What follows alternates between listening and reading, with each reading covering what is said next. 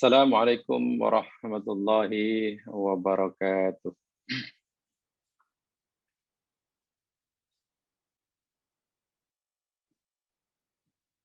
Innal hamdalillah nahmaduhu wa nasta'inuhu wa natubu ilaihi wa nastaghfiruh.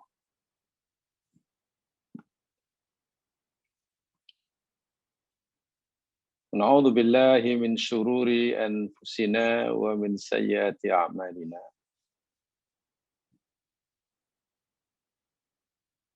May yahdihillahu fala mudhillalah wa may yudlil fala hadiyalah. Asyhadu an la ilaha illallah wahdahu la syarikalah wa asyhadu anna Muhammadan abduhu wa rasuluh.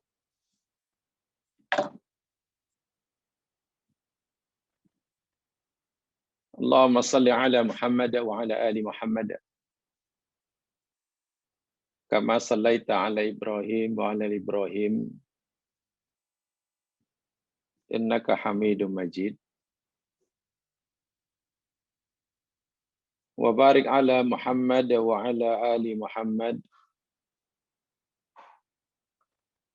kama barakta ala Ibrahim wa ala ali Ibrahim innaka Hamidum Majid.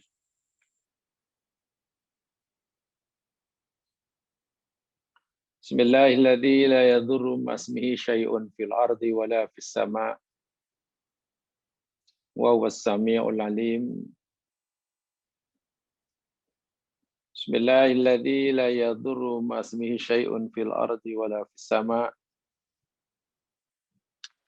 wa huwas sami'ul alim. Bismillahilladzi la yadurru ma'asmihi syai'un fil ardi wa la fis sama'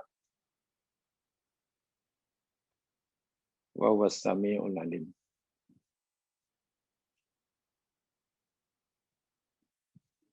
Allahumma bika asbahna wa bika amsayna wa bika nahya wa bika namut wa ilaikan nusyur. Rabbi israh li sadri wa yassir li amri wahlul 'uqdatam min lisani yafqahu qawli wa ilaikan nusyur. Amma ba'd.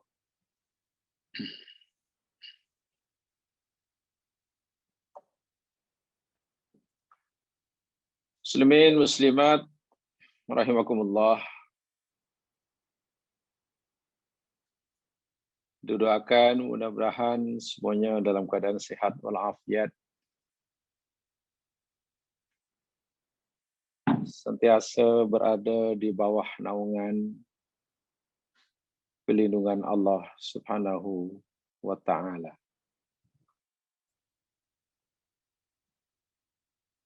Diselamatkan daripada fitnah dunia,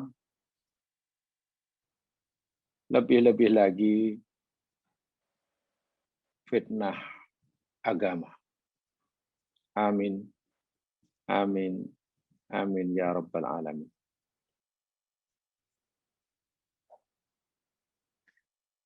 Alhamdulillah, pagi hari ini kita dapat bersua semula bagi meneruskan siri tadabbur kita surah Yunus. Menyambung apa yang telah kita pelajari pada siri yang lepas.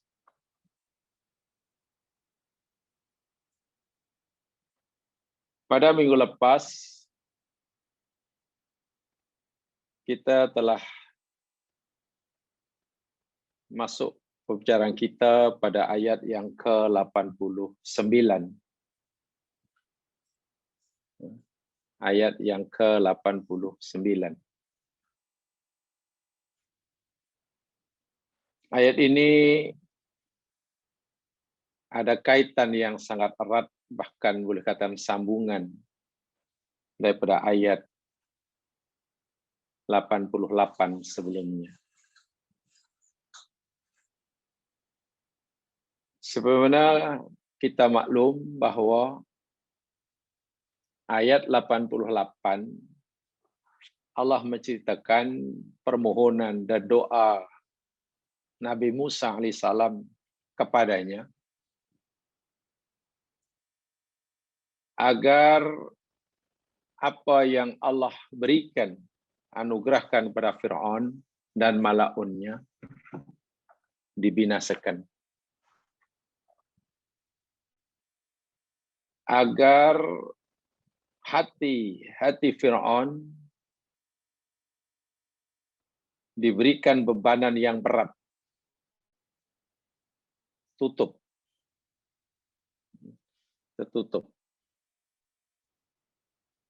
Pertanyaannya, masalahnya ialah, limadha da'a Musa alaihi salam ali Fir'aun hada du'a? Kenapa Nabi Musa, seorang Rasul kekasih Allah, yang ditugaskan untuk menyampaikan risalah Allah, menyelamatkan manusia, mengeluarkan manusia daripada jurang kegelapan syirik dan kufur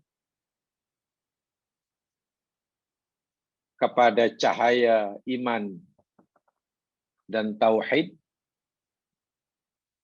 malah mendoakan supaya kaumnya ini dibinasakan saja.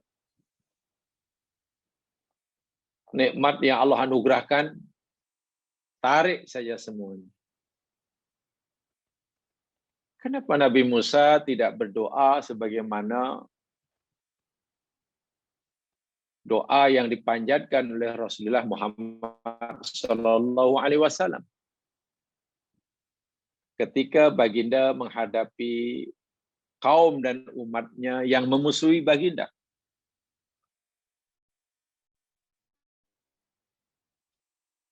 Sebab kalau kita bandingkan, kita buat perbandingan antara doa Nabi Muhammad terhadap umatnya yang memusuhinya dengan doa Nabi Musa kepada kaumnya, dalam ini Fir'aun, yang juga menentangnya, perbezaannya sangat jauh. Jauh sekali. Ya, contoh doa Nabi Muhammad SAW ketika menghadapi kaumnya yang memusuhi, yang mendustakannya. Baginda berdoa, Allahumma hdi qaumi fa'innahum la ya'lamun. Allahumma hdi qaumi fa'innahum la ya'lamun. Ya Allah, berilah petunjuk pada kaumku. Sesungguhnya mereka itu tidak mengetahui. Mereka menolak aku, mereka memusuhi aku, mereka menolak ajaranmu ya Allah, pasal mereka belum tahu. Jika mereka nanti tahu, pasti mereka akan menerima ajaranmu. Sebab itu ya Allah, beri petunjuk pada mereka. Itu doa Nabi Muhammad SAW. Tapi doa Nabi Musa sebaliknya. Nabi Musa malah berdoa, Rabbana tmis ala amwalihim wasdud ala qulubihim. Meminta kebinasaan. Ini yang coba dijelaskan oleh ulama tafsir. Bagaimana mungkin doa Nabi kan makbul. Sebagaimana yang diberitahukan oleh Rasulullah SAW, setiap Nabi punya doa yang mustajabah. Jika makbul, kenapa doanya, doa yang makbul tidak digunakan untuk memohon pada Allah kebaikan buat kaumnya, hatta pada kaumnya yang degil sekalipun? sebagai Nabi Muhammad SAW. Tapi malah digunakan untuk mendoakan keburukan, kebinasaan buat mereka. Jamaah sekalian, ada ulama tafsir coba menjelaskan.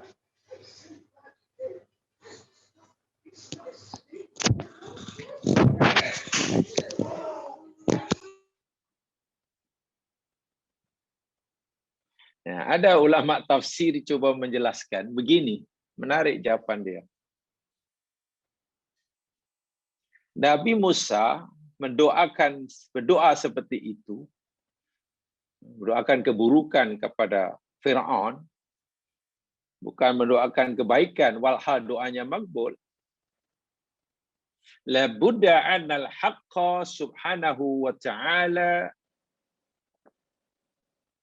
qad ittala'ahu ala anna haula'i qaum lan tufliha fihim da'watul iman.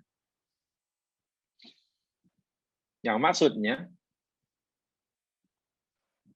ini kerana Allah Subhanahu wa Ta'ala yang maha mengetahui segala apa yang akan berlaku.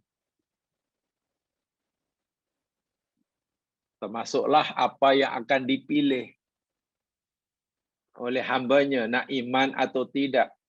Allah dah tahu. Suatu hari nanti, hatta jika sekiranya umur Fir'aun ini dipanjangkan 1000 tahun lagi, Allah tahu. Fir'aun dan malaunnya akan tetap memilih kufur. Akan terus-menerus sesat dan menyesatkan orang lain. Allah tahu itu. Nah, pengetahuan Allah, ilmu Allah ini menurut setengah pendapat tafsir ya, ittala'ahu, Allah telah beritahukan kepada Musa bahwa Fir'aun dan malaunnya tidak memberikan apa-apa manfaat kepada mereka dakwatul iman. Seruan iman yang disampaikan oleh Musa, seruan Islam yang didengungkan oleh Musa, walaupun sekian tahun lagi, sekian ratus tahun lagi, tidak memberi manfaat sama sekali. Karena tidak akan memberi manfaat, ya Nabi Musa pun berdoa, ya Allah,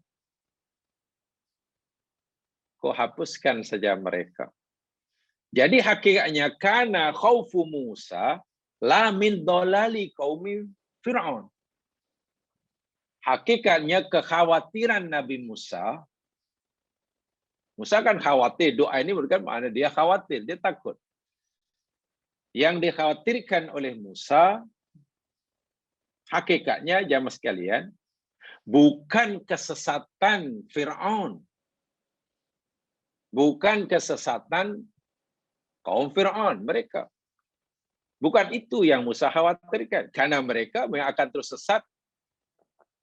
Allah pasti sudah beritahu pada Musa.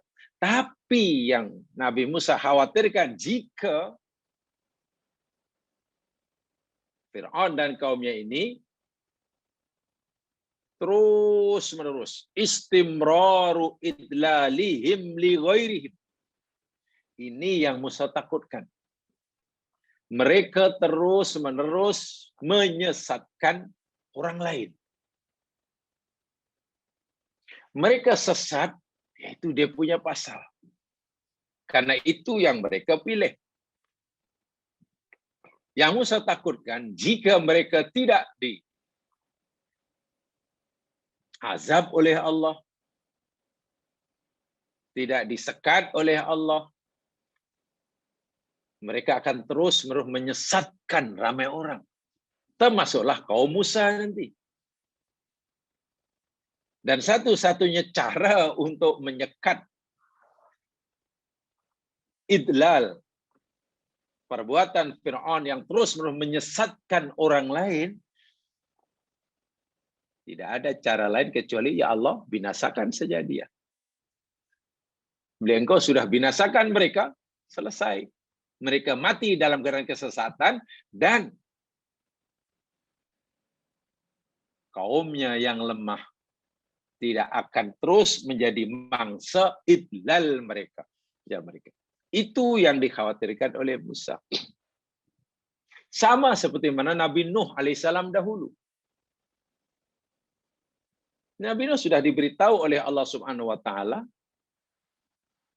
bahwasanya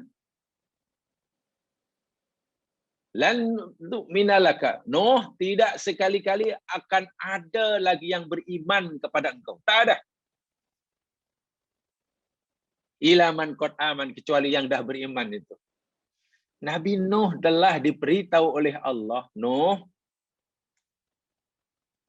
ku nak beritahu kamu bahwasanya tidak akan ada lagi daripada umatmu yang beriman kepadamu, yang percaya kamu, yang akan ikut kamu, kecuali yang dah beriman itu. Nabi Nuh pastilah tengoklah berapa agaknya yang dah beriman. Yang jadi pengikut aku siapanya? 1, 2 lah, rupanya hanya sekian orang. Allah pula ada beritahu, lan, tidak akan ada lagi. Maknanya jika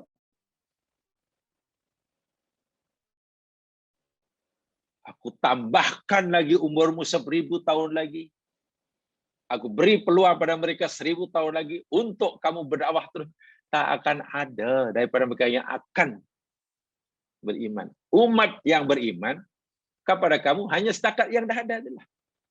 Oh. So Nabi Nuh pun dah diberitahu itu oleh Allah. Maka Nabi Nuh pun berdoa kepada Allah. Ya Allah, kalau itu jangan biarkan seorang pun daripada orang-orang ini tinggal, mendiami, menempati bumimu ini. Jangan izinkan, jangan benarkan bumimu ini ditempati, didiami, diduduki oleh seorang pun daripada mereka. Yang tidak akan menerima ajaran kamu. Binasakan saja. Kekhawatiran Nabi Musa nampaknya sama dengan kekhawatiran Nabi Nuh. Yang mereka berdua Nabi dua ini khawatirkan bukan kesesatan kaumnya, bukan dolal mereka, tetapi idlal, istimaru idlal, terus-menerus perbuatan mereka yang terus-menerus menyesatkan orang lain. Itu yang bahaya. Ini jawapan tengah mufasir. Kalau kita, mungkin ya kita akan bertanya, macam mana tadi saya katakan, macam mana seorang Nabi yang Allah beri peruntukan doa yang mustajabah, kenapa tidak digunakan doa yang mustajabahnya untuk mendoakan kebaikan bagi kaumnya, hatta kaumnya yang jahat sekalipun. Tapi malah digunakan untuk berdoa agar Allah binasakan saja. Contohnya Nuh dan Musa. Tidak sebagai Nabi Muhammad. Nabi Muhammad juga telah diberitahu jamaah sekalian. Ya. Sebagai contoh lah umpamanya. Bahkan jelas-jelas terang ayatnya. Nabi baca, sahabat baca, orang kafir tahu. Surah Al-Lahab. Tabbat yada abi lahabi wa tab. Surah Al-Lahab itu pemberitahuan Allah dengan ilmunya yang maha luas, yang mengetahui segala-gala yang telah, sedang, dan akan berlaku. Allah tahu bahwa Abu Lahab hingga matinya tidak sekali-kali akan beriman kepada Nabi Muhammad. Hingga matinya, dia yang dibantu oleh istri kesayangannya akan terus-menerus menentang perjuangan Islam yang dibawa oleh Nabi. Tabat yada. So, Nabi telah diberitahu yang Abu Lahab ini tidak akan sekali-kali. Tidak akan sekali-kali. Apa namanya? Beriman. Tapi Nabi kan tidak berdoa, ya Allah kalau itu binasakan ya Abu Lahab sekarang ini. Selain Nabi akan terus menyerunya. Masya Allah. Terus mengajaknya. Nah, ini sifat yang Nabi yang terakhir. Dan Nabi beritahu, ya, aku pun oleh Allah diberikan peruntukan doa mustajabah. Tapi aku simpan di akhirat nanti.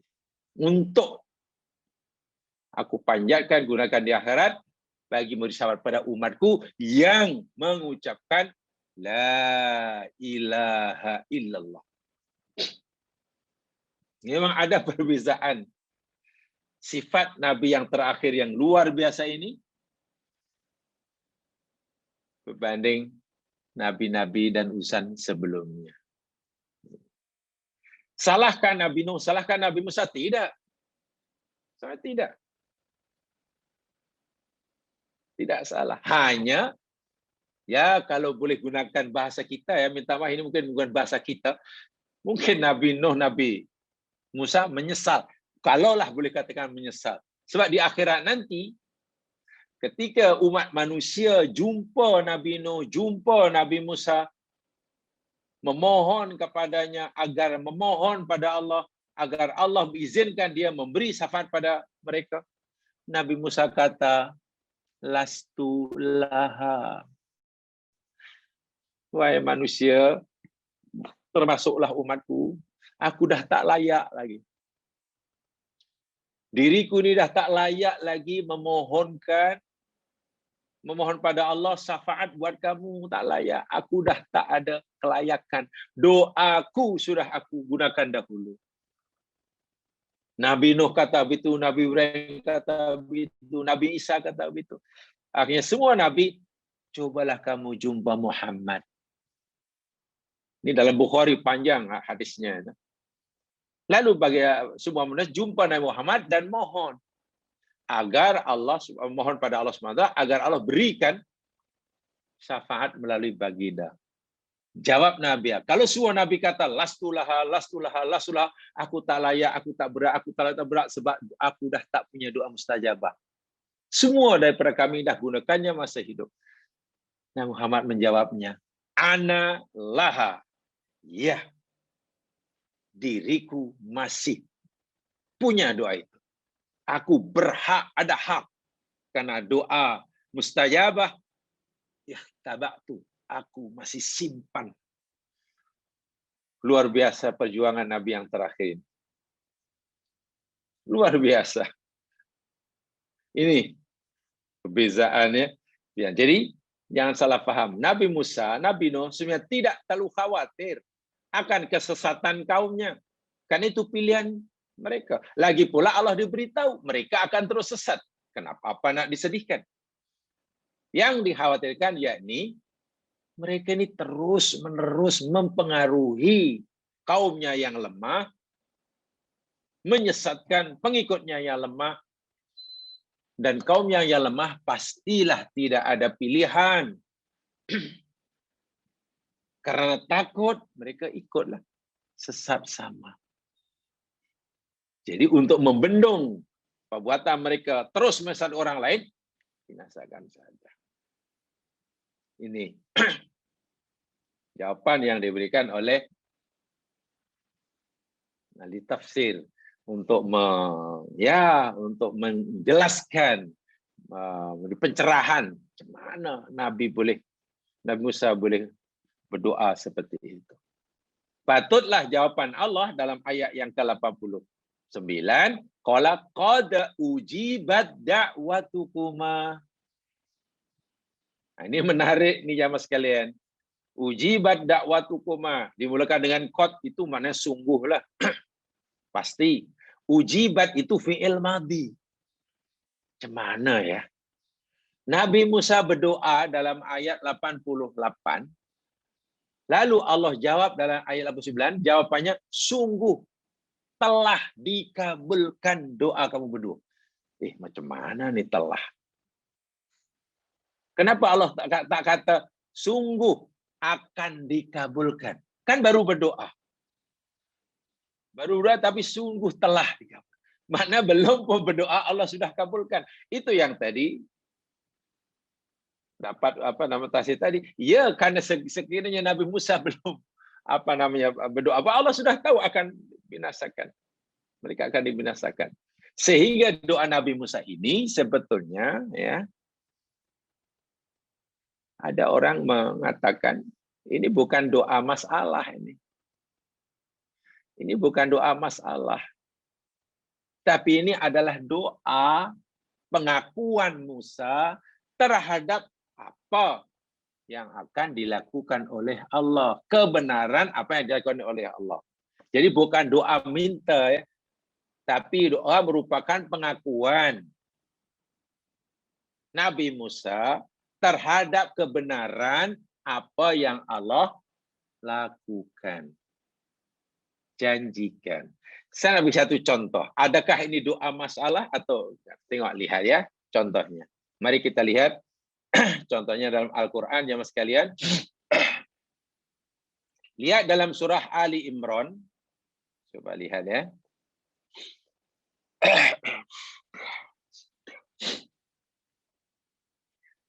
Ali Imran dalam rangkaian ayat yang terakhir itu, ayat-ayat yang akhir.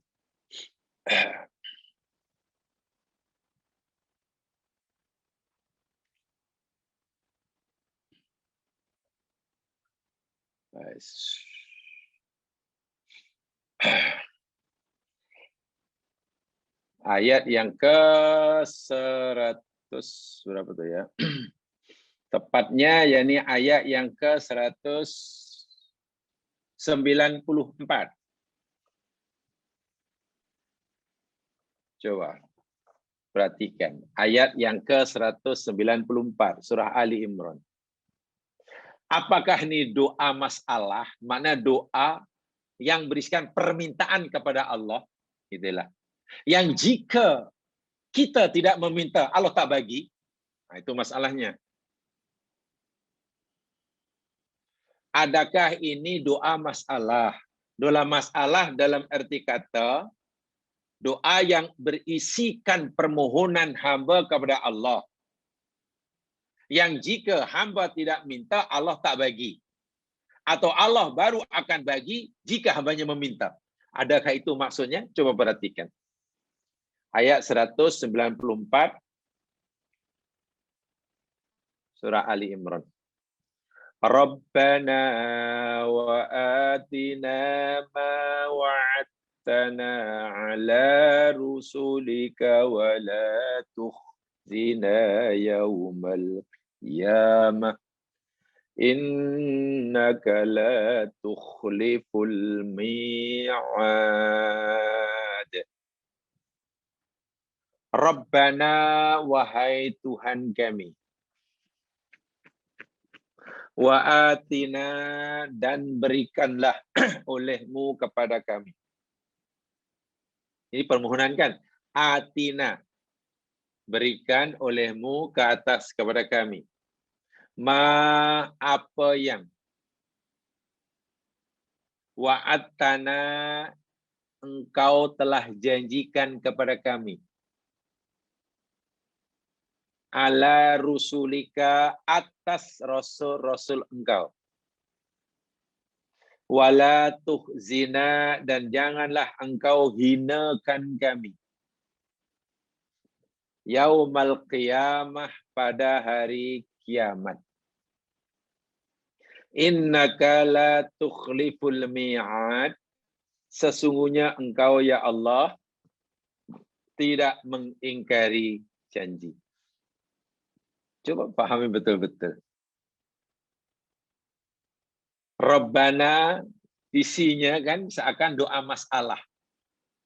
Permohonan kita sebagai hamba kepada Allah. Apa yang kita minta?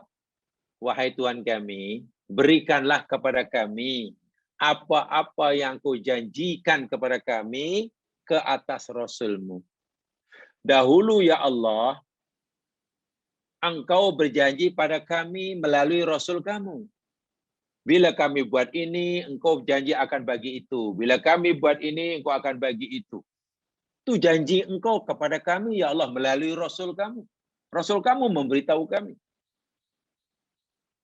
Dan janganlah engkau hinakan kami, ya Allah, pada hari kiamat. Engkau sudah berjanji, ya Allah, bahwa engkau tidak akan hinakan kami jika kami menerima ajaran Rasulmu. Maka jangan kau hinakan kami, ya Allah. Itu janji. Tunaikan janjimu, ya Allah. Innaka la tukhliful mi'ad. Sesungguhnya engkau tidak ingkar janji. Baik, pertanyaan. Coba hayati. Adakah doa ini betul-betul 100% murni doa masalah? Artinya kita memohon sesuatu kepada Allah yang jika kita tidak memohonnya Allah tak bagi? Atau Allah tidak akan bagi kecuali kita memohonnya?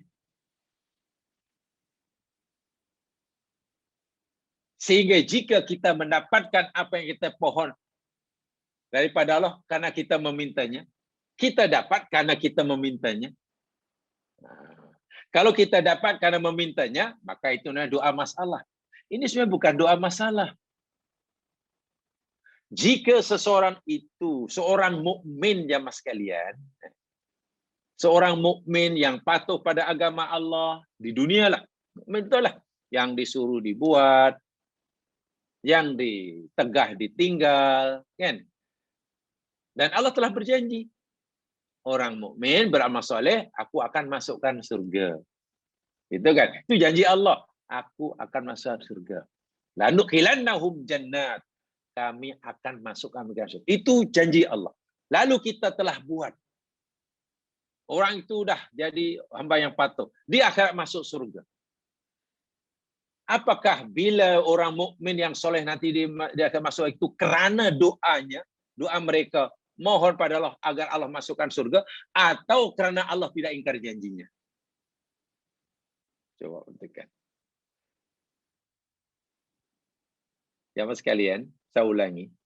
Menurut jamaah sekalian lah, orang mukmin yang soleh Allah janjikan surga. Itu banyak ayat dalam Quran. Karena itu janji Allah. Orang mukmin yang soleh pun selalu memohon, wa adkhilnal jannata, masukkan kami dalam surga ya Allah, masukkan kami dalam surga ya Allah. Orang mukmin mohon, berdoa agar Allah masukkan dalam surga.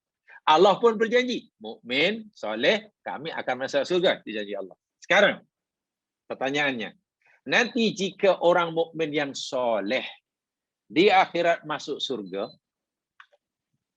mereka masuk surga ini kerana permohonannya dikabulkan oleh Allah. Mereka masuk karena mereka berdoa pada Allah agar masuk surga, atau mereka masuk surga kerana Allah tidak mengingkari janjinya?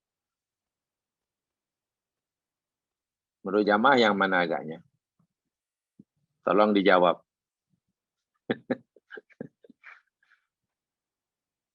Ya. Oke, ya boleh chat pun boleh. Saya ingin tahu saja.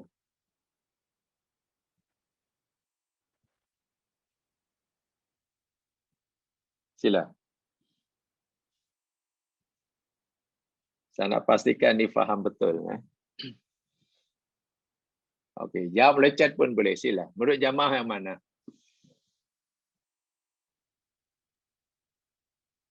Mukmin yang soleh masuk surga kerana doanya, atau muslim mukmin yang soleh masuk surga kerana Allah tidak ingkar janjinya?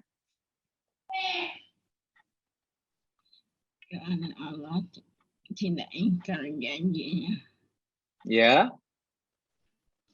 Kerana Allah tidak ingkar janjinya. Masya Allah. Ya. Tepat itu. Terima kasih. Kerana Allah tidak ingkar janji, kan? Nah, pertanyaannya, kalau Allah berjanji dan tidak akan mengingkari janjinya, bahwa orang mukmin yang soleh akan Allah janjikan masuk surga, lalu kenapa orang mukmin yang soleh masih memohon pada Allah agar dimasukkan surga? Lalu buat apa doa itu fungsinya? Lalu apa fungsi doa tadi? Apa faedah dia berdoa? Sedangkan bila Allah berjanji, pasti tak akan ingkari. Lalu untuk apa berdoa? Okey, ada yang jawab lagi? Ini penting ni jamaah sekalian, sangat penting memahami begitu. Okey, ada yang jawab? Adakah ini menunjukkan kehambaan kita mengharapkan kepada Allah? Iya. Jadi itulah saya katakan. Jadi doa yang seperti jamaah sekalian ini bukan doa minta sesuatu, bukan. Doa itu di sini lebih bermakna mengajar kita, menyadarkan kita bahwa kita ini jamaah sangat-sangat lemah di hadapan Allah. Jangan sampai kita menjadi hamba Allah walaupun kata sudah baik, lalu tak payah mintalah, take for granted umpamanya. Kan Allah. Wah, itu sombong sekali itu. Itu sombong sekali. Sungguh pun Allah tidak akan mengingkari janjinya. Doa itu tetap penting bagi kita. Bukan kita khawatir atau meragukan akan janji Allah. Sama sekali tidak. Kalau kita ditanya, awak ni macam mana lah? Kata awak ni yakin pada Allah. Allah dah berjanji dah. Tak akan ingkari janji. Bila Allah tak akan janji dan awak ni yakin, kenapa masih merengek-rengek minta buat Allah? Supaya Allah masukkan ni, atina mawatana. Ya Allah, wa'atina watana. Berikanlah pada kami, ya Allah, apa yang kau janjikan. Apa yang janjikan. Janganlah Allah sendiri dah tak akan ingkar janji dah. Bukan gitu. Inilah indahnya ya. Kalau orang dapat memahami di mana kedudukan kita. Posisi kita di hadapan Allah itu penting sekali dalam hidup. Kalau dalam bahasa kami dahulu jamaah sekalian, ini bahasa pondok ya. Kalau mungkin dalam bahasa modern mungkin tak laku lah. Kata guru dari, jadi kalau kamu ingin jadi waliullah, cukup macam itu menjadi waliullah. Kan waliullah ini berperingkat-peringkat ya. Waliullah itu maknanya kekasih Allah ya mas kan ya. Jangan bila sebut kayak waliullah maknanya orang yang boleh menghilang, orang yang boleh sembahyang zuhur di kampung halaman, sembahyang asar di Masjidil Haram, sembahyang maghrib di Masjid Aqsa, sembahyang subuh balik di kampung halaman. Bukan. Bila saya sebut wali Allah, mana kekasih Allah. Jika kita ingin menjadi kekasih Allah, dikasih oleh Allah. Itu yang saya dimasukkan wali. Kata guru saya dulu masa di pondok, cukuplah kamu punya hati seperti itu. Berdoa bukan semata-mata mengharapkan, meminta sesuatu pada Allah. Karena jika kita tak minta pun, Allah tu dah bagi dah. Apalagi apa yang Allah nak bagi kepada kita itu dah merupakan janji Allah yang Allah tidak akan ingkari. Tapi tunjukkan rasa rendah diri kamu, iftikor kamu pada Allah. Kamu jadi wali, kata guru saya dahulu. Waktu itu kami jadi muridnya pun senang. Senang rupanya jadi waliullah. Ingat ya, waliullah mana kekasih Allah ya. Jangan bila sebut waliullah lalu jangan tergambar hanya golongan tentu, golongan elit terpilih, duduknya seorang diri di atas bukit. Pergi mana-mana tak pakai kereta, tahu-tahu dah sampai. Tak makan tapi kenyang, umpamanya. Atau dia makan orang lain yang kenyang.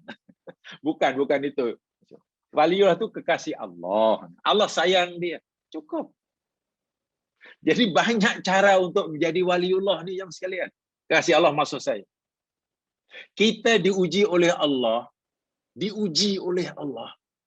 Dengan pelbagai ujian, lalu kita sabar sesabar-sabarnya, redha seredha-redhanya. Tidak mengeluh, tidak suudzon pada Allah. Waliullah lah itu. Kita waliullah itu. Ya, itu waliullah. Kan waliullah kalau ikut Al-Quran, yakni alladzina amanu, orang yang beriman. Walladzina takun, dan orang bertakwa. Cukup. Iman dan takwa. Itu syarat untuk jadi waliullah. Karena iman dan takwa itu boleh naik, boleh turun. Bila semakin naik imannya, semakin meningkat takwanya, tingkat kewaliannya pun naik.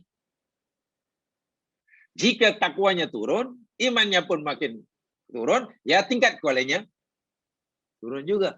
Tapi asal orang itu beriman pada Allah, baca syahadat, dan berusaha untuk buat yang disuruh, tinggal yang ditegah, itu waliullah. Setiap kita terbuka peluang untuk jadi waliullah, ya mas sekalian. Masya Allah.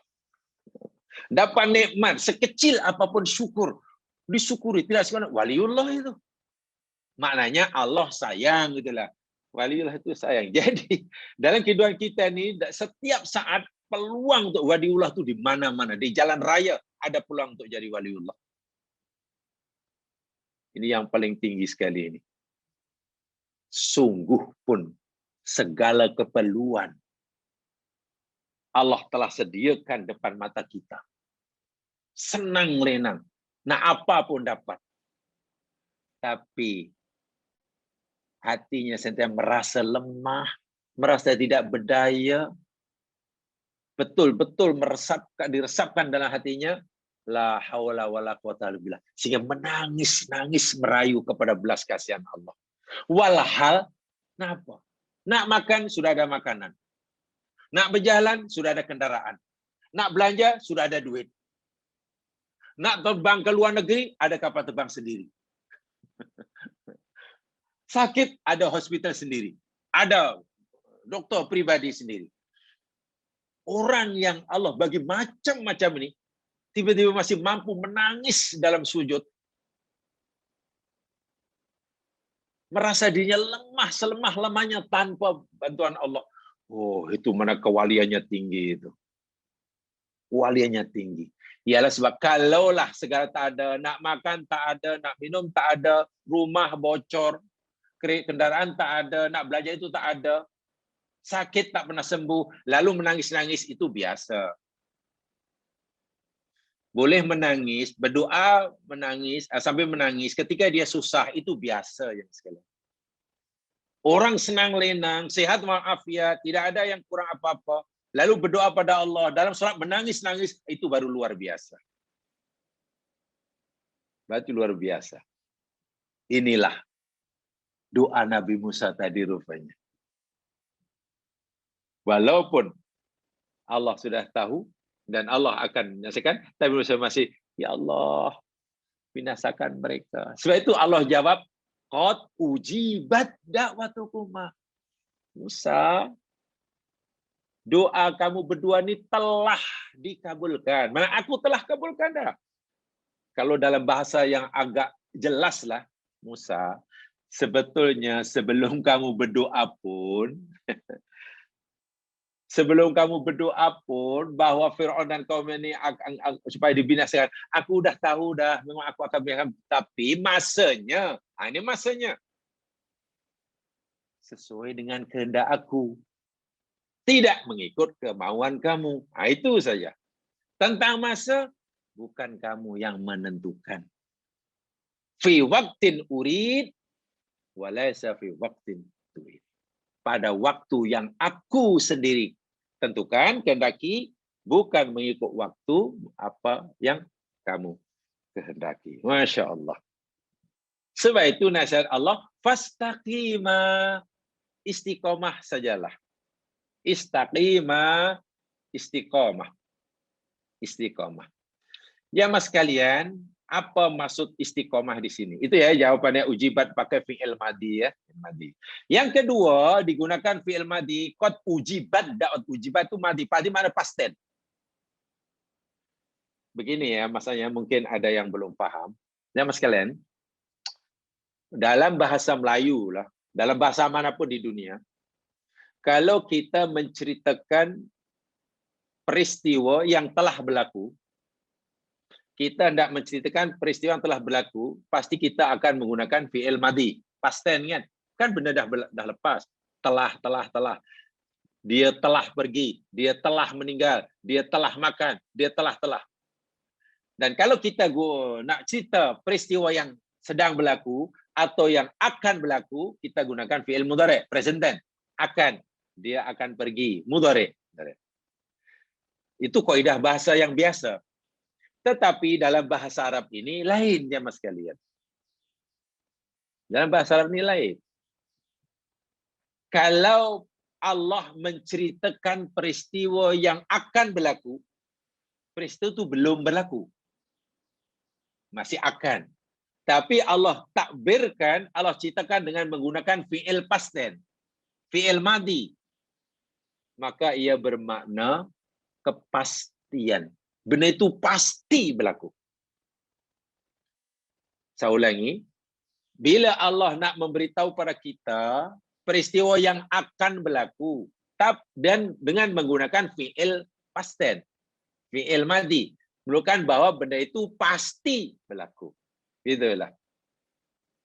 Bukan hanya berlaku, sudah pasti. Dalam ilmu Allah sudah berlaku. Tapi dalam ilmu kita belum. Begitulah.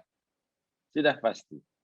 Sebaliknya, jika peristiwa yang dah berlaku, yang sepatutnya kalau kita nak ceritakan dengan fi'il madhi, past tense, tapi Allah gunakan fi'il mudhari', present tense, ada dua. Maksudnya ada dua. Pertama, hendak memujinya, lil madhi, atau hendak mencelanya, lil dhammi. Jika peristiwa itu sangat baik sekali, mulia, walaupun telah berlaku, Allah ceritakan dengan fi'il mudhari'. Orang-orang mukmin yang berbaiat kepada Nabi, menyatakan saat setia tetap kepada Nabi, sayangkan Allah dan Nabi, akan membela Allah dan Rasulnya, walaupun mereka dalam keadaan yang kritikal.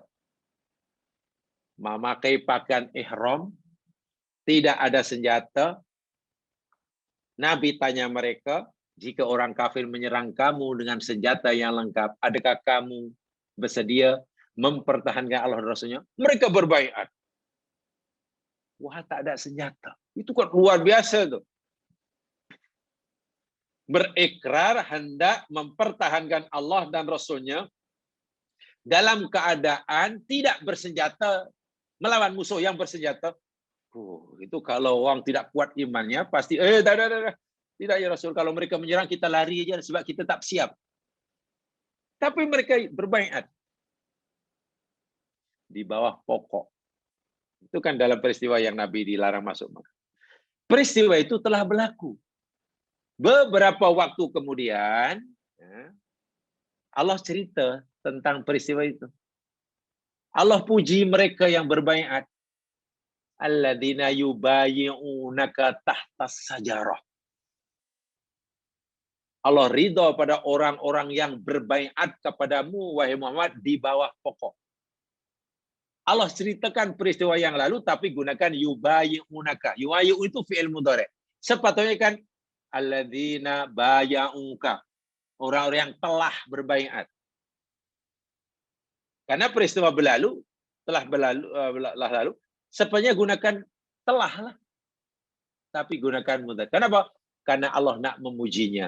Bila benda itu terlalu baik, peristiwa terlalu baik, walaupun telah berlalu, Allah gunakan fi'il mudhari' ketika mentadbirkannya. Sebaliknya, bila benda itu terlalu keji, terlalu buruk, dan Allah tidak mengkejinya, mencelanya, Allah juga gunakan fi'il mudhari' walaupun ia telah berlaku.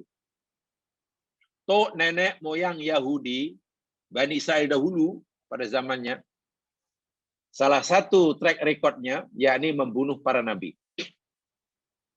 Buruk sekali itu. Track recordnya sangat buruk. Nabi dibunuhnya. Lalu Allah ceritakan dalam Al-Quran, peristiwa yang telah berlalu ribuan tahun itu kepada Nabi SAW dengan gunakan fi'il mudhari'. Wa yaqtulunal anbiya wa yaqtulun nabiyyin. Mereka membunuh para nabi. Yaqtulun itu fi'il mudhari'. Kenapa tak gunakan qatalu? Karena nak mengkeji. Dia perbuatan yang buruk, walaupun dah berlaku, Allah menciptakan dengan fi'il mudhari'. Itu bahasa Al-Quran. Nah, yang kita pelajari ini, peristiwa itu akan berlaku. Tapi Allah gunakan fi'il madhi, memberi maksud pasti. Bukan mungkin. Artinya Allah pasti akan binasakan Fir'aun itu. Bahkan ketetapan Allah ini jauh sebelum Nabi Musa berdoa. Apalagi doa Nabi Musa tadi tidak bermaksud doa masalah, tapi lebih kepada pengakuan Nabi Musa akan kebenaran janji Allah. Paham ya? Ini penting sekali. Hanya saja Nabi Musa dinasihati oleh Allah. Fastaqima. Istiqomahlah engkau, wahai Musa dan Harun. Istiqomahlah engkau berdua, wahai Musa dan Harun. Apa makna istiqomah ini?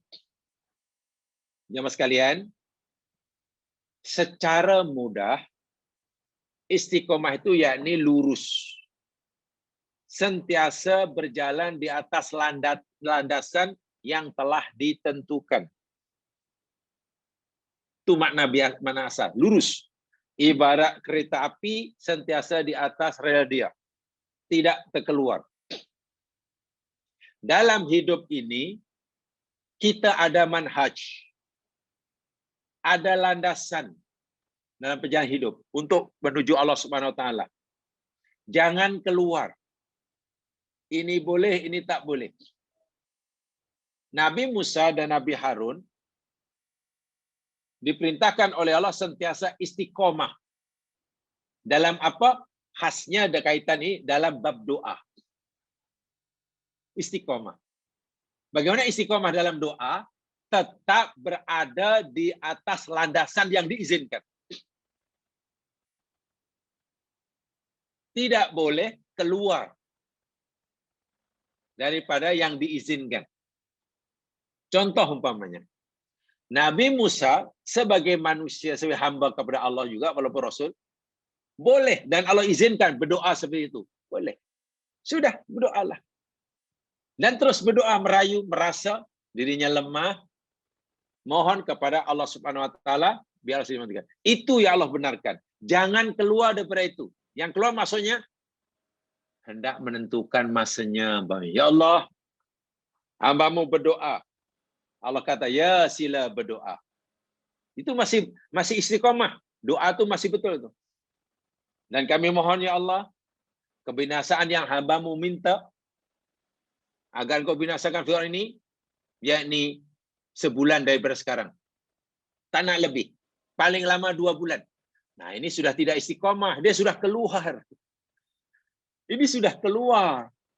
Sudah menentukan bila Allah nak binasakan.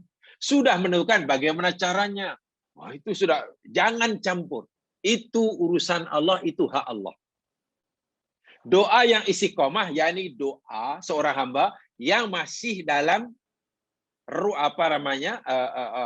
istilahnya apa, area, dalam wilayah, dalam perkara, dalam area, dalam koridor yang Allah benarkan. Tak boleh keluar daripada koridor yang dibenarkan. Jangan campur tangan apa yang jadi hak Allah. Seperti mana masanya, jangan tentukan. Bentuknya. Atau ya Allah, kami mohon ya Allah Engkau binasakan mereka. Satu, Allah kata ya, itu boleh. Yang kedua, ya Allah, aku mohon kepada Engkau, yakni hendaklah Engkau binasakan mereka dan beri kami peluang untuk menyaksikannya. Itu tidak boleh. Itu tidak boleh. Kalaulah Engkau binasakan mereka, tapi hamba-Mu tak ada peluang menyaksikannya, tak payahlah. Kita sudah mencampuri urusan Allah, ya mas sekalian. Itu mana istiqomah dalam doa ya. Jadi istiqomah dalam doa bukan hanya setakat terus menerus memohon, bukan setakat itu saja. Tapi berdoa sentiasa berada di atas jalan yang dibenarkan.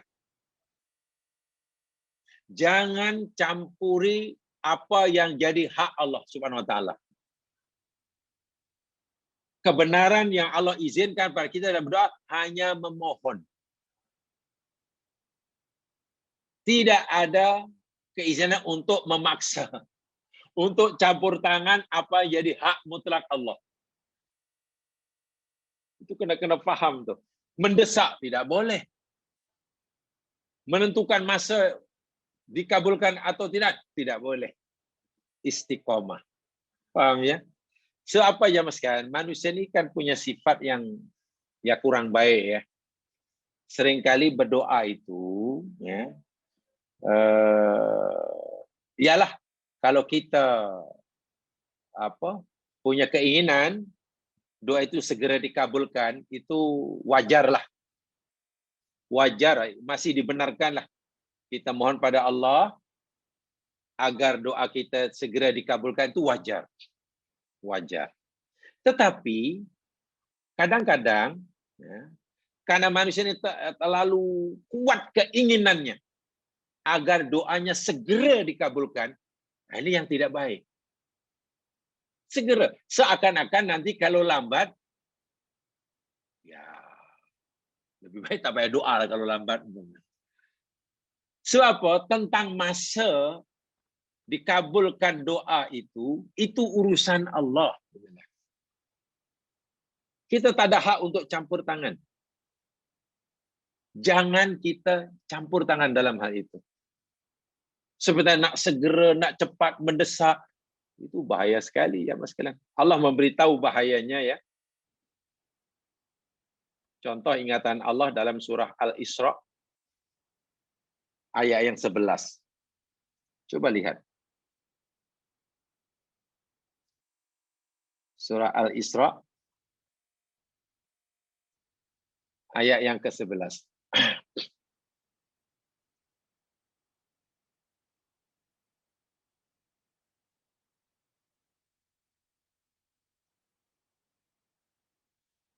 A'udzu billahi minasy syaithanir rajim. Wa yad'ul insanu bisyarri du'aahu bil khair. Wa kana al insanu ajula. Wa yad'u, dan berdoa, memohon, meminta. Itu gunakan fi'il mudhari' present tense memberi makna sentiasa, selalu, sering. Manusia ini sentiasa, selalu, sering berdoa. Al-insan. Peliknya yang diminta bisyarri, akan keburukan. Du'aahu bil khair, sebagaimana permohonannya, sebagaimana doanya akan kebaikan.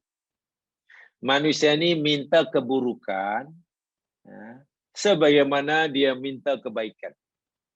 Wa kanal insanu ajula, dan adalah manusia ini ajula, punya sifat tergesa-gesa, keburu-buru, nah cepat. Ayat ini salah satu daripada maksudnya, salah satu ya, bukan satu-satunya. Salah satu daripada maksudnya ialah manusia ini karena punya sifat ajul, sifat terburu-buru, tergesa-gesa, nak cepat. Bila memohon pada Allah ini, dia nak doa ini segera dikabulkan. Malam berdoa, siangnya adalah makbul. Hari berdoa, paling lambat besok makbul. Cepat. Nak sangat cepat. Seakan-akan. Seakan-akan. Apa yang diminta itu kebaikan baginya. Walhal. Boleh jadi yang dia minta itu sebenarnya keburukan baginya. Karena dia tidak tahu apa yang dia minta itu buruk baginya, dia fikir baik baginya, maka dia minta agar Allah segerakan, disegerakan, dimakbulkannya. Pertanyaannya, bagaimana jika sekiranya Allah kabulkan dengan segera permohonannya tadi? Sedangkan hakikat permohonannya dalam ilmu Allah itu buruk baginya. Tapi manusia, dia fikir baik. Bila Allah kabulkan kan susah. Jadi jika Allah tangguhkan kemakbulan doa seseorang atau dilambatkan, Masya Allah, itu adalah rahmat. Allah sendiri yang memilih bila doa itu dikabulkan. Bahkan Allah sendiri yang menentukan dikabulkan atau tidak. Jangan masuk campur yang ini. Istiqomah sajalah dalam perkara yang dibenarkan. Yang dibenarkan apa? Mohon kepada Allah dan tidak melanggar peraturannya. Mohon pada Allah agar Allah pilihkan yang terbaik buatnya. Itu saja. Istiqomah dalam doa, mohon pada Allah, jangan melanggar peraturan doa, mohon pada Allah agar Allah pilihkan yang terbaik baginya. Sudah. Tentang masanya bila, tentang Allah kabulkan atau tidak, itu urusan dia. Karena dia yang maha tahu mana yang terbaik, mana yang tidak baik bagi kita. Kan kita sudah minta, ya Allah berikanlah yang terbaik. Jika yang kita minta ternyata tidak baik bagi kita menurut Allah, maka Allah tidak akan kabulkan. Jadi tidak dikabulkannya doa kita, itu adalah kebaikan bagi kita. Kebaikan bagi kita. Lagi pula, siapalah kita nak minta pada Allah dan kita memastikan Allah memberikan sesuai dengan apa yang kita minta. Coba. Itu sudah tidak istiqomah dalam doa. Meminta pada Allah, mohon pada Allah, lalu kita pastikan Allah mesti tunaikan, berikan sesuai dengan apa yang kita minta. Pada masa yang kita kehendaki. Wah, itu bukan doa ya mas sekalian. Itu nasihat Allah, istaqimah. Istaqimah. Suruh istiqomah itu salah satu makna istiqomah dalam berdoa. Saya tidak menafikan makna istiqomah di sini maknanya terus berdoa, jangan putus asa. Itu betul. Itu makna yang biasa. Itu makna yang biasa. Beristiqomahlah kamu dalam doa. Apa makna yang biasa? Terus berdoa, jangan putus asa, jangan give up. Oke. Tapi ada makna yang lebih dalam daripada itu. Yang baru saya sampaikan tadi. Sebab itu sambungan ayat itu, fastaqimah itu perintah, kemudian ada larangan. Larangannya, wala tattabi'anni sabilal ladzina la ya'lamun. Tengok. Jangan sekali-kali kamu berdua mengikuti. La itu jangan. Karena la nahi. Tattabi'ani. Itu ada alif. Alif itu untuk dua orang. Musa dan Harun. Tattabi'u itu mengikuti. Sebab itu ada nun taukid. Nun tasdid belakang nun taukid. Jadi kuatlah. Sebab itu terjemahnya. Jangan sekali-kali kamu berdua mengikuti. Sabilal ladzina la ya'lamun, akan jalan orang yang tidak tahu. Tengok. Dalam berdoa jangan sekali-kali mengikuti jalan orang yang tak tahu dalam berdoa. Apa contoh? Apa contoh orang yang tak tahu dalam berdoa? Tadi berdoa lalu telah menetapkan, mewajibkan Allah mesti menunaikan hajatnya sesuai dengan permintaannya. Siapa kita? Sehingga bila Allah tidak berikan sesuai dengan permintaannya, atau Allah tidak kabulkan, dia kecewa. Bagaimana dia kecewa? Siapa kita merasa punya hak untuk kecewa bila mohon pada Allah dan Allah tak bagi? Siapa? Itulah yang saya tadi. Jadi orang ini belum faham konsep makna hakikat filosofi berdoa. Berdoa itu yakni di awal tadi dah nyatakan izharud du'fi, menzahirkan kelemahan diri. Doa itu ibadah kata Nabi. Menzahirkan ubudiyah diri yang itu hamba. Bila diri dia hamba, wajib menyadari tidak ada hak untuk kecewa jika permintaannya tidak dikabulkan. Jika permohonannya tidak ditunaikan. Jika permintaannya dikabulkan tapi tidak sesuai dengan permintaan. Minta 5 bagi 3. Pertanyaannya, jika kita kecewa dan berdoa, Siapalah kita nak kecewa meminta pada Allah? Apa kita fikir Allah dengan kita? Minta maaf, ini bahasa mudahnya. Apa kita fikir kita ini sebagai pekerja bagi Allah? Orang yang merasa dirinya bukan hamba pada Allah, tapi hanya merasa hanya pekerja kepada Allah, ya pasti kalau berdoa tak mampu, tak kecewa. Sebab dia fikir dia pekerjanya. Pekerja kan boleh kecewa kepada majikannya. Pekerja itu ada hak untuk kecewa kepada majikannya. Jika dia merasa bekerja sudah baik, tapi majikannya tidak bagi gaji sesuai dengan kerjanya, boleh kecewa, bahkan boleh tukar majikan. Masalahnya kita bukan pekerja bagi Allah. Allah bukan majikan kita. Masya Allah. Kalau kita menyuruh-juruh, ya Allah, kau mesti buat ini, ya Allah. Siapa kita di hadapan Allah? Apa kita fikir Allah dengan kita ini setara? Sehingga kita boleh menyuruhnya. Kalau tidak begini, tak payah. Masya Allah. So, doa yang tidak istiqomah, mengikuti jalan tak tu, maknanya itu tadilah. Tidak menyadari yang dirinya itu hamba. Hanya seorang hamba yang benar-benar faham akan status kehambaan dirinya sahajalah yang mampu istiqomah. Khasnya dalam ayat ini, dalam masalah berdoa. Doa pun dengan istiqomah ya. Saya ulangi, man istiqomah bukan sekadar terus-menerus berdoa dan tidak putus asa. Memanglah itu satu di antara maknanya. Tapi istiqomah itu menekan lurus. Mula-mula Allahumma, betul. Langkah kedua, betul. Ketiga, betul. Ke hujung sampai hujung, betul. Lurus. Itu namanya istiqomah. Bukan baru Allahumma betul, tapi setelah Allahumma pula, kenapa dah doa, tapi tak makbul juga.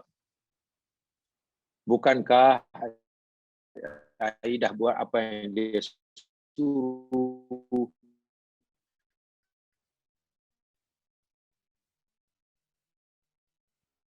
Kenapa pula Allah tak kabul, tak segera kabulkan juga? Bukankah hamba ini sangat memerlukan benda itu? Kenapa ditangguhkan? Kenapa pula yang dapat orang lain? Dia tidak minta, kenapa dapat? Kami yang minta. Nah, ini sudah tidak istiqomah, sudah menyeleweng ya mas sekalian. Doa itu adalah ibadah. Allah nyuruh kita, mengajar kita agar kita sentiasa menyadari yang diri kita hamba abdi berdoa. Jangan ikuti jalan orang yang tak tahu. Layak lamun itu tak tahu. Tak tahu siapa dia semasa berdoa. Tak tahu status dirinya itu siapa ketika berdoa. Itu nasihat Allah pada Musa. Walhal yang Allah nasihati siapa? Musa alaihissalam dan Harun. Kalimullah. Kalau seorang Musa, kalimullah, termasuk Rasul Ulul Azmi,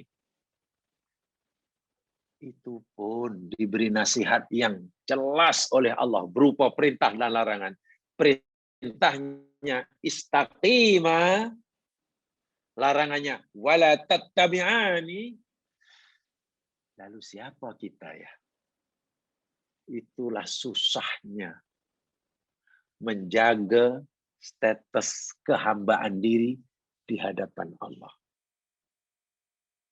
Orang yang mampu menjaga status diri, kehambaan dirinya di hadapan Allah sepanjang masa, terus-menerus, itu waliullah. Saya ulangi, itu waliullah.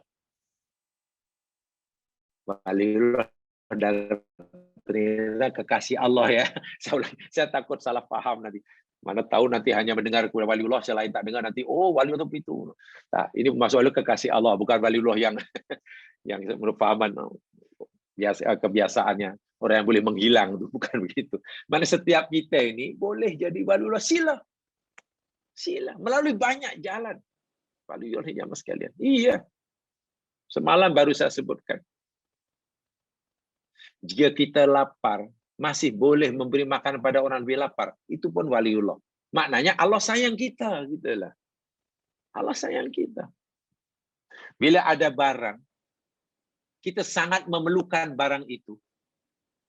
Tapi kita tahu barang itu bukan hak kita, lalu kita tidak mengambilnya. Ada peluang untuk mengambilnya, kita pun memerlukannya, malangnya saya ia bukan hak kita, lalu kita tidak jadi mengambilnya, kita waliullah. Maknanya apa? Allah sayang kita. Sebab kalau kita ambil juga, Allah murka. Kan Allah murka. Paham ya? Nah, di situ tuh lah. Jadi jangan khawatir, semua kita. Jamaah sekarang pagi ini jamaah buka peluang untuk jadi waliullah. Sila. Di meja makan, di dapur, di luar, di pasar, di jalan,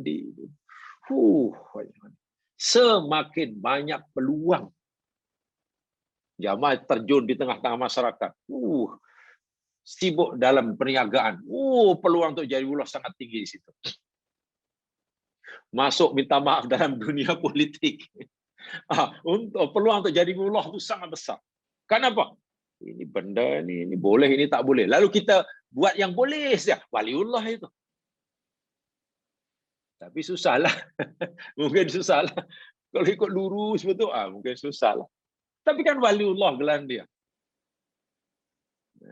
Untungnya sangat besar, sangat besar. Ini dia.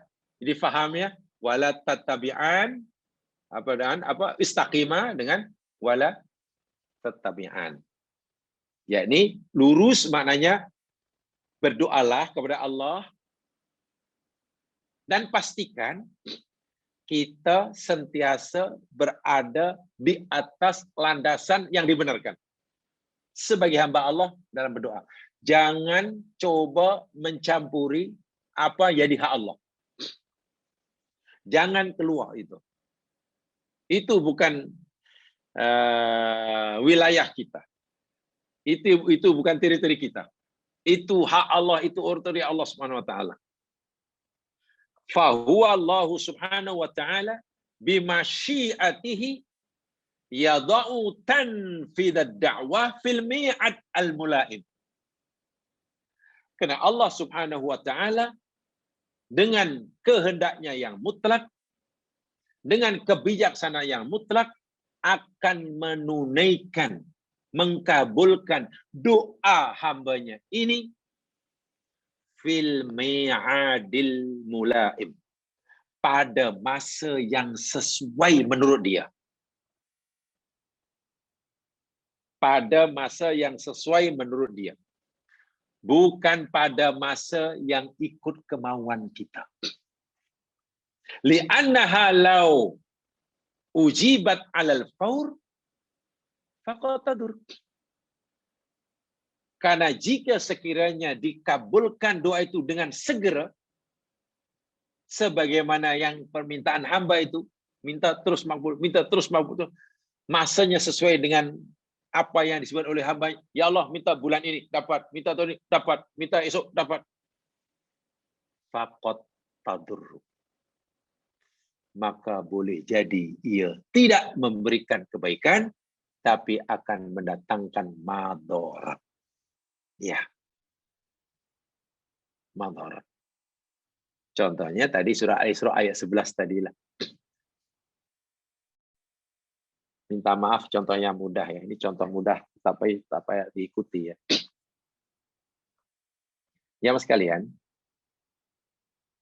salah satu daripada doa yang relatif mustajab itu kan doa orang tua bagi anaknya kan.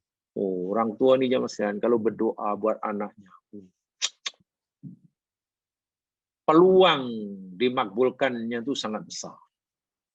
Ya, orang tua kita. Sebab itu kalau anak masih punya orang tua, itu punya keramat itu.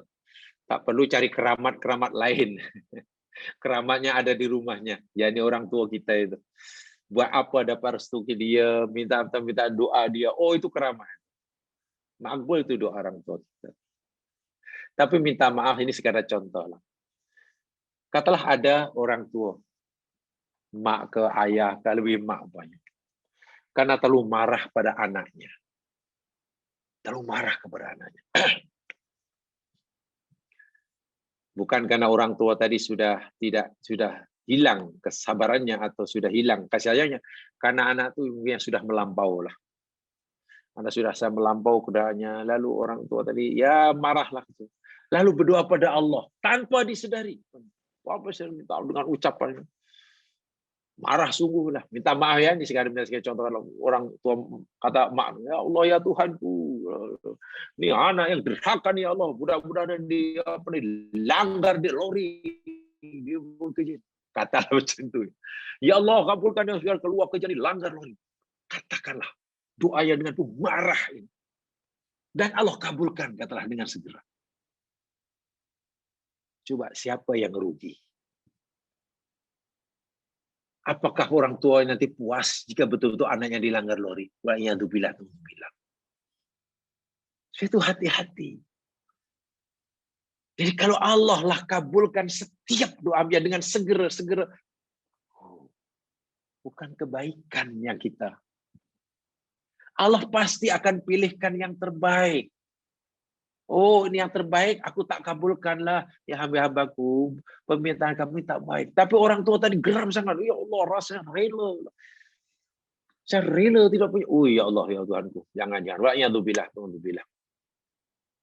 Jangan sampai kita si orang tua seperti itu. Dan jangan sampai kita punya orang tua pun seperti itu. Wa'iyadzubillah. Ini benar-benar kita sudah keluar jauh daripada istiqamah. Lidzalika yuhaddidul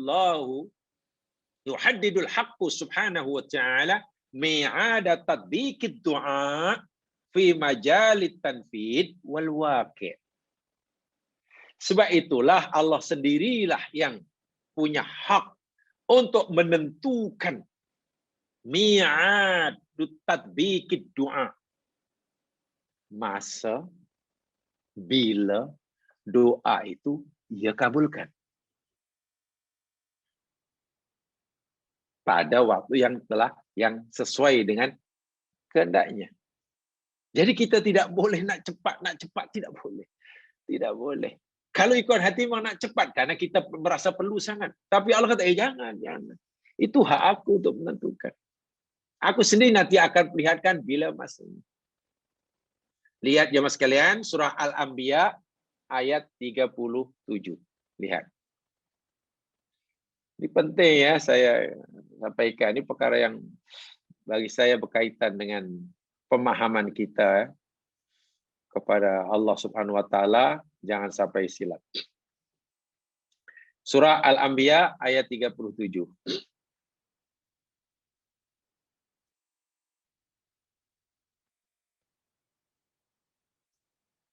Di situ Allah Subhanahu wa taala berfirman, khuliqal insanu min ajal sa'urikum ayati fala tasta'jilun.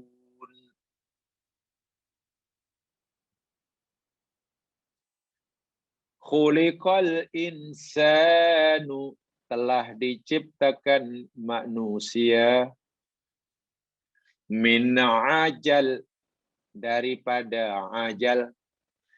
Dijawab sekalian ya, dari dalam Al-Quran ini tentang penciptaan manusia, Allah kadang-kadang ya memberitahu kita yakni tentang asal usulnya.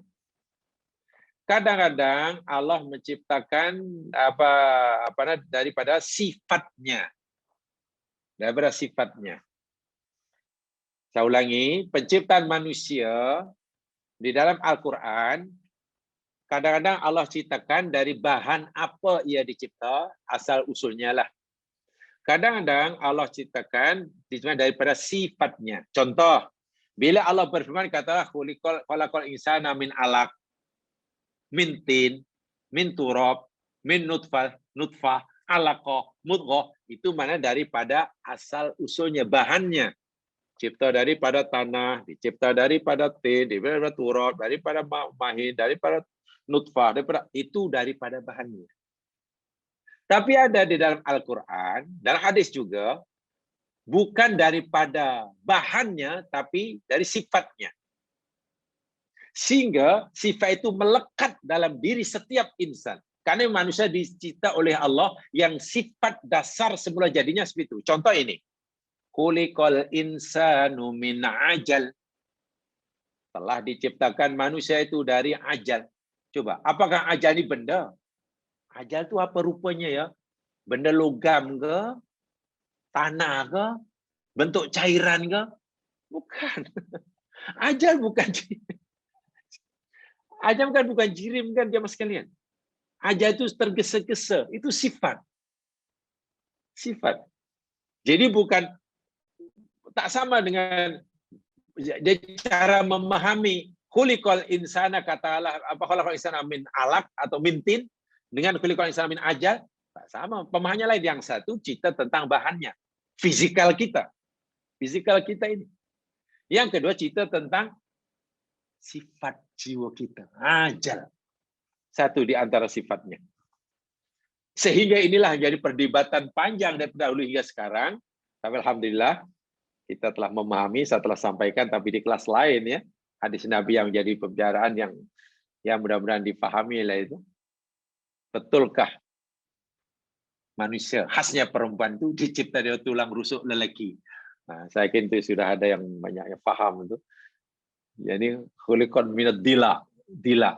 Kalau tengok dila itu ya Mas kan, benda. Boleh dilihat, boleh pegang. Kan tulang rusuk. Apakah betul manusia khasnya perempuan ini, asal muasalnya, bahan yang Allah gunakan untuk menciptakannya, daripada tulang rusuk? Quran tak sebut tulang rusuk lelaki ya, dan tulang rusuk aja. Tapi jangan-jangan iya, sebab itu. Tapi di penghujung hadis itu, lalu Nabi memberikan perumpamaan dari segi sifat tulang rusuk yang bengkok. Lalu Nabi beritahu, jika kamu paksa lurus, patah. Bila kamu biarkan, bengkok. Jangan-jangan dila itu kata kinayah, jadi merupakan sifatnya. Sehingga manusia ini sifatnya, hanya wanita perempuan ini, sifatnya macam tulang rusuk. Atau jangan-jangan betul-betul. Nah, ini pembicaraan yang sangat panjang itu.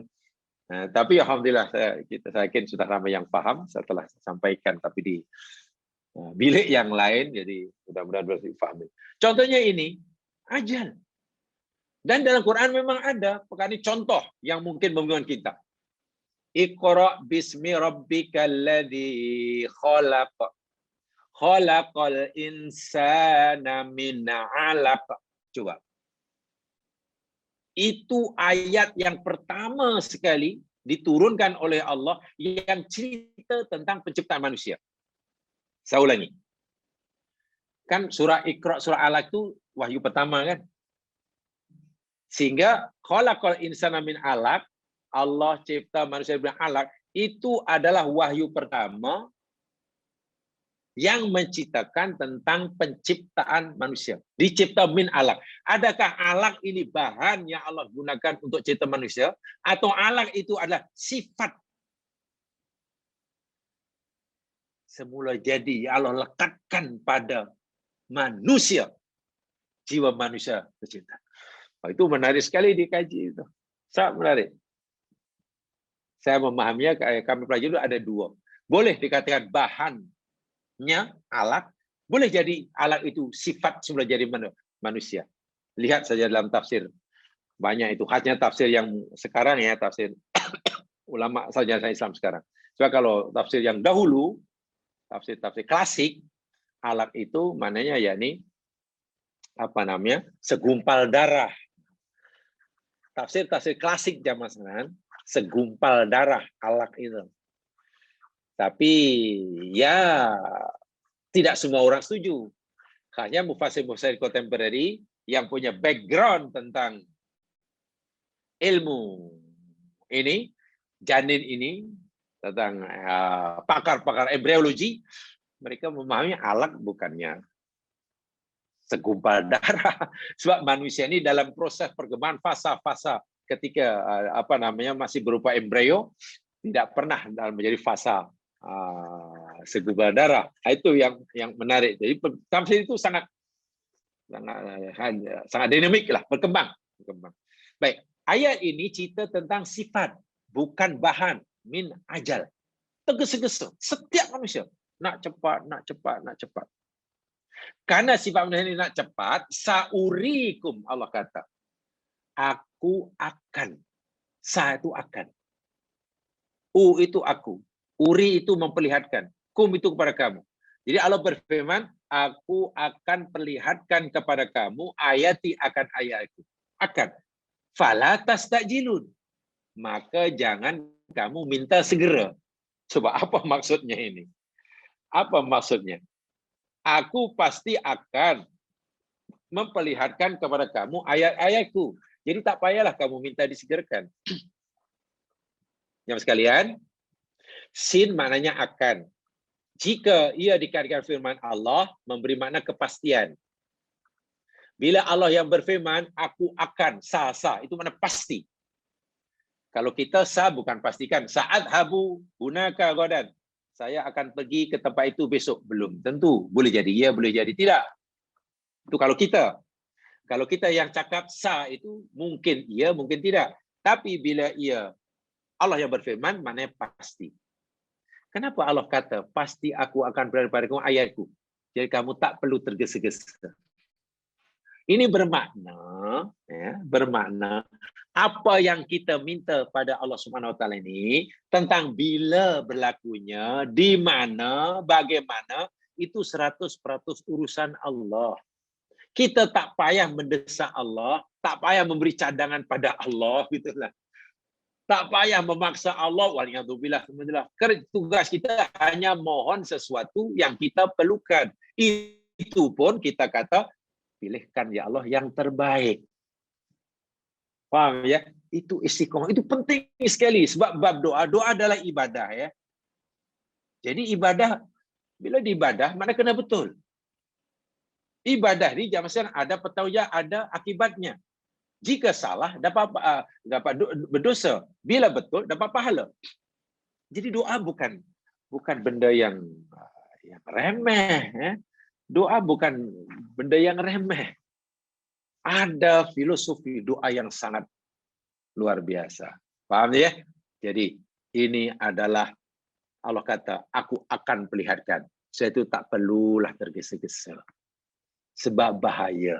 Allah sendiri kata, kalaulah aku segerakan setiap apa yang kamu minta. Sedangkan tidak semua yang kamu minta itu baik buat kamu. Susah kamu, kata Allah. Allah kata, kalau aku segerakan permohonan kamu, sebagaimana kamu minta ianya disegerakan. Walhal tidak semua yang kamu minta itu baik. Pasti akan susah bagi kamu. Dan itu dinyata oleh Allah Subhanahu Wa Taala dalam surah Yunus yang kita sedang pelajari ini, ayat yang ke-11 dahulu. Jangan boleh lihat. Ayat yang ke-11 tempoh hari lah, yang dah lepas lah. Di sana Allah berfirman, Lau yu'ajjilullahu nasas Lau yu'ajjilullahu linnasi syarra isti'jalahum bil khair laqudiya ilaihim ajaluhum. Surah Yunus yang kita pelajari ini ayat yang ke-11. Walau dan jikalau yu'ajjilu menyegerakan Allahu oleh Allah linas bagi manusia asyar keburukan. Isti'jalahum bil khair sebagaimana mereka minta disegerakan kebaikan. Laqudiya ilaihim ajaluhum. Pasti akan diputuskan ajal mereka pada mereka. Susah kita. Kenapa? Kalau setiap doa Allah segerakan kemakbulannya sebagai permintaan kita. Walhal tidak semua doa kita tu baik buat kita. Bagaimana jika doa kita tu ternyata buruk dan Allah segerakan kemakbulannya. Habis kita. Situ Allah ingatkan kita, kamu jangan campur tangan tentang bila, cepat ke tidak, kabul ke tidak. Jangan campur itu. Kamu istiqomah saja berdoa. Nak kabul atau tidak, dapat atau tidak, sesuai dengan kehendakmu atau tidak, cepat atau lambat, itu hak aku. Jangan campur tangan ini. Jangan ikuti orang-orang jalan orang yang tak tahu. Nah, jadi kalau orang memaksa Allah itu maknanya orang yang tak tahu dalam berdoa. Orang yang nak segera, minta disegerakan permohonannya, lalu mendesak pula, itu jenis yang layak lamun, bukan orang pandai lah maknanya. Allah larang itu. Saya ulangi, ini nasihat Allah kepada Musa. Seorang Rasul kalimullah. Lalu siapa kita juga? Musa ambil tahu nih, ambil berat nih. Ini nasihat Allah Subhanahu wa taala. Maksudnya kesimpulan jamaah kun mu'addiban ma'a rabbik hina tad'u. Hendaklah kita beradab. Hendaklah kita beradab di hadapan Allah semasa kita berdoa. Itu saja. Beradab. Mu'adab. Orang yang beradab. Bukan orang yang nak menang sendiri. Hubungan kita dengan Allah itu hubungan hamba dengan Tuhannya. Kita 100% perlukan dia. Dia 0% tak perlu kita. Kita puji, dia tidak akan bertambah mulia. Kita lawan, kita kufuri, dia tidak hilang, tidak kurang kemuliaannya. Semua yang kita lakukan kembali pada kita baik dan buruknya. Allah tidak punya kepentingan apa-apa. Ketika Allah kabulkan doa hambanya, atau ketika Allah tidak kabulkan doa hambanya, Allah tidak punya kepentingan apa-apa. Ghaniyun anil alamin. Itu aja jawab sekalian yang sempat saya sampaikan pagi hari ini. Mudah-mudahan menambahkan pengetahuan. InsyaAllah kita akan sambung pada kesempatan yang lain. Mari kita dengan bacaan tasbih kifarah dan surah wal asr. Subhanakallahumma wa bihamdika asyhadu an la ilaha illa anta astaghfiruka wa atubu ilaik. A'udzu billahi minasyaitonir rajim. Wal asr. Innal insana lafi khusr. إلا الذين آمنوا وعملوا الصالحات وتواصوا بالحق وتواصوا بالصبر. السلام عليكم ورحمة الله وبركاته.